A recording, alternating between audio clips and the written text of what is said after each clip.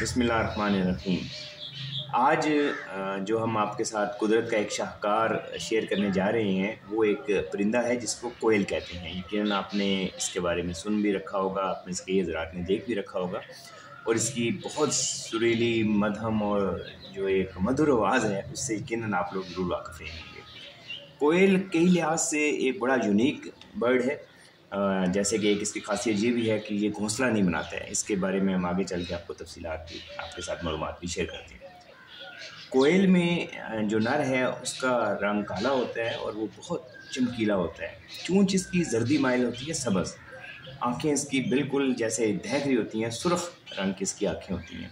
जबकि कोयल में जो मादा है वो भी ब्लैक ही होती है, लेकिन उस पर हल्के सफ़ेद धब्बे या आप उसको धारियाँ कह सकते हैं वो पाई जाती हैं। वज़न में कोयल तकरीबन 300 ग्राम तक ये परिंदा पहुंचता है और अगर हम इसकी उम्र की बात करें तो इसकी उम्र 15 साल तक देखी गई है। पूरी दुनिया में कोयल की सिर्फ 3 इकसाम पाई जाती हैं, जबकि पाकिस्तान में इसमें से सिर्फ एक किस्म पाई जाती है। कोयल जो है ये अमूमी तौर पे नरम फल खाता है जो पक चुके होते हैं, मुख्तलिफ़ किस्म के फल हो गए। उसके बाद कीड़े खाता है और कभी कभी ये परिंदों के अंडे भी उठा के खा जाता है। तो आम हालात में यही देखा गया कि कोयल ज़्यादातर दरख्तों पे रहता है और बहुत ही कम शाज़ो नादर ये ज़मीन पे उतरता है। अब इसकी इंटरेस्टिंग एक चीज़ ये है कि ये उस जगह पर आकर आबाद होता है, आबादियों के करीब, जहाँ पर कौवे आबाद हो जाते हैं। आबाद होने से मुराद ये है कि कौवे वहाँ पे ठहर जाते हैं, वहाँ अपना घोंसला बनाते हैं।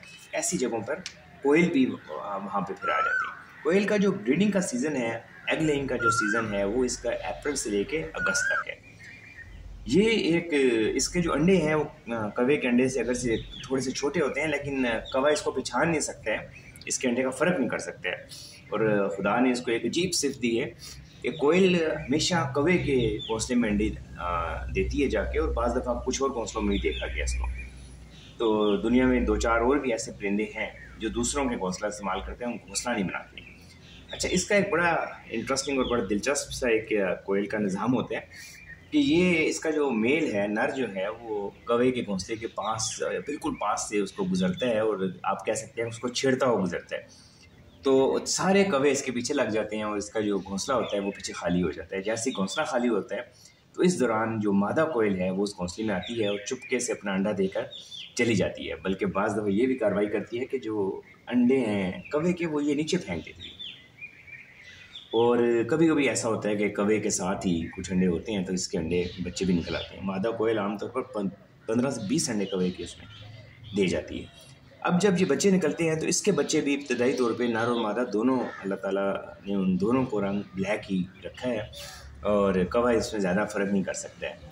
और ज़्यादातर जो अमूमी देखा गया है, ये कौवा हमेशा तकरीबन जो बड़े दरख्त हैं सफ़ेदे के ऊपर ये हमेशा अपना घोंसला बनाता है और आबादी के करीब भी होता है।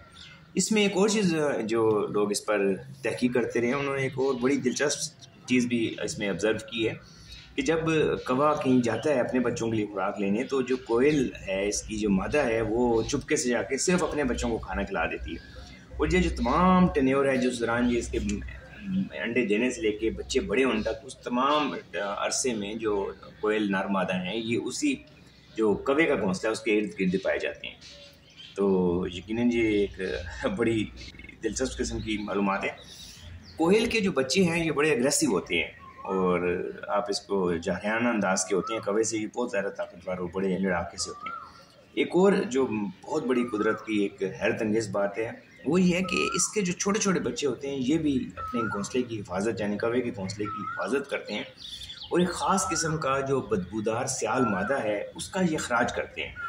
वो जो सियाल मादा है उसमें तुरशे, फ़ेनाल, एंडोल और सल्फ़र जैसी चीज़ों के मुरक्कब जो हैं वो उसमें पाए जाते हैं, जो एक शदीद बुरी किस्म की बदबू होती है, जो बिल्ली और तमाम इस किस्म के दूसरे जो इनके दुश्मन जानवर हैं उनको घोंसले के करीब भी नहीं आने देते। तो ये कुदरत का एक बड़ा मुनफरिद और एक बड़ी, अगर आप देखें तो नेचर का जो सिस्टम है उसके भी इको सिस्टम में ये बहुत अहम परिंदा भी है और इसको बहुत ज़्यादा इनफरादियत दी गई है। तो उम्मीद है आपको ये मालूमात दिलचस्पी लगी होंगी, पसंद भी आई होंगी। आपका बहुत शुक्रिया।